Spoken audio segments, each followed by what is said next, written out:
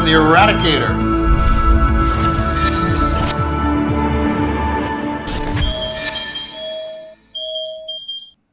Welcome back to the channel, guys. It's Irad, and I know I'm doing that during the live stream, but this will end up on the main channel because during CitizenCon, Todd Pappy did a very interesting remark that I would like to reflect on in today's video. Let's listen to Todd Pappy right here. Also, we're exploring what can be done in space, not just on the planet.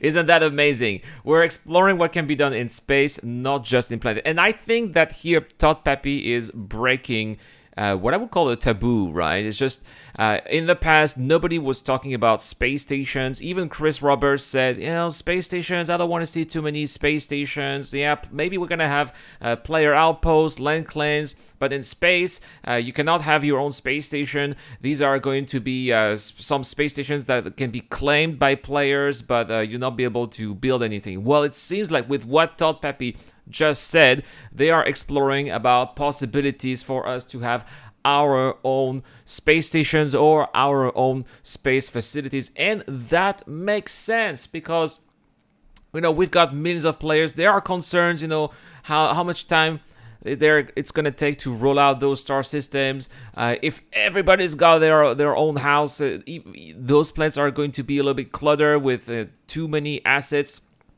It is a concern. Of course, it's not going to be happening because the planets are so big. But nevertheless, how can we maybe spread out players a little bit more and give more options as well? And space stations here are definitely a good idea. Plus, at the same time, we don't really have a lot of space stations right now.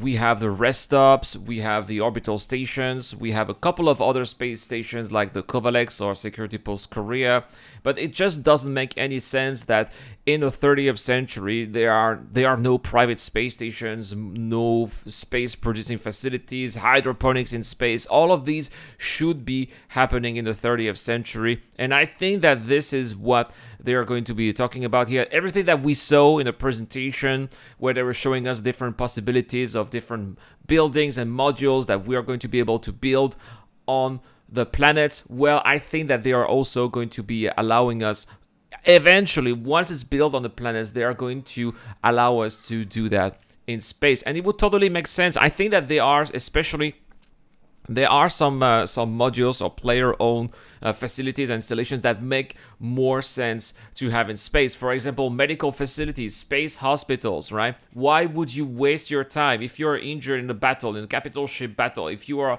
on some kind of remote moon? Why would you waste your time to go back to another planet, get through the atmosphere, land, when you can have a space station in space that you can quantum travel straight to and just land in a hangar and then bring your injured patient? So that definitely makes sense. Hydroponics, you don't need to be on the planet to do some hydroponics as well. If you can have access to direct sunlight from space while having some kind of atmosphere inside your station, you're all good as well. Plus, we can also have a lot of various different other types of space stations, like a space stash, space lair, space hangar as well. We can have all of your different ships at your disposal that are maybe not on the station, but still not on on the planet where you're going to have to go through the atmosphere.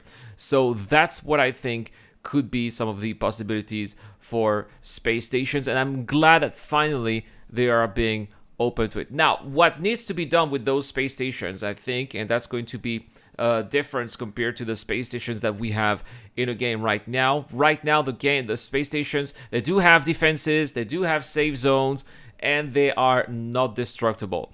Since we are going to have Maelstrom, and that elements are going to be destructible in-game, I think that just like player outposts are going to be destructible, and eventually they can be defended if you pay some taxes, I think the same system should be applied for space stations that players own. If you are in UEE space, instead of having a land claim, just get a space claim. And then if you are attacked, you pay your taxes. You are in this low risk, low reward type of situation. You pay high taxes. You are under attack. You got the UEE coming right in, and they are going to fend off the attackers. That's what's going to be happening. Same, you are in the space that's kind of on the fringe, maybe a Lagrange point.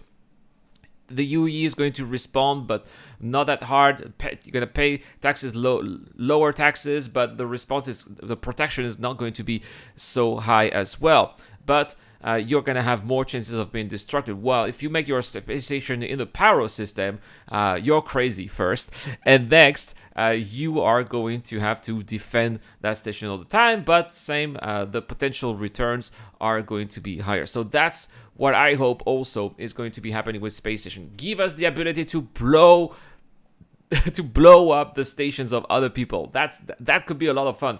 Give us the ability to defend our station. Have amazing space battles, not just land battles on the ground with player outposts on the ground, but space battles with other stations. That is going to expand Star Citizen so much that it's going to get even one step closer to that vision of the game that does it all. But anyway, guys, let me know in the comment section down below what are your thoughts on what Todd Pepe said during CitizenCon, the potential introduction in the future of player-owned space stations. I want those. I think we need those. I think it was a mistake to say that players should not have those, as Chris said many years ago. But again, as I said, it was many years ago. Things have changed, and it's a whole other game now.